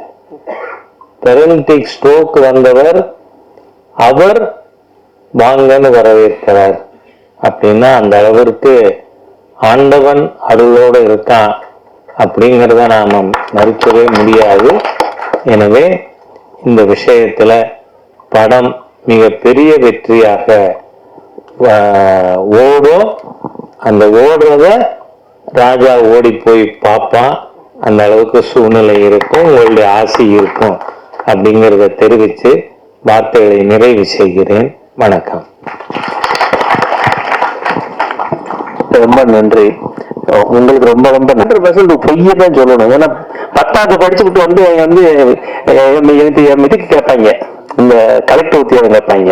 நீங்க அது போய் இல்லைன்னு சொன்னீங்கன்னா உங்களை அடிக்க வந்துடுவாங்க. 10 ரூபா சொல்லிருப்பா, ஜெயிச்சிருப்பா, கிடைச்சிருப்பா, சொல்லிடுவோம், எம்எல்ஏ சொல்லியிருக்கேன், எம்பி கிட்ட சொல்லியிருக்கேன், பொய்யை சொல்லிட்டு இருக்கணும். அந்த மாதிரி சூழ்நிலைகள் வர்றது ரொம்ப கஷ்டம். இந்த ரெட்டை வாழ்க்கை எங்களுக்கு கஷ்டம்.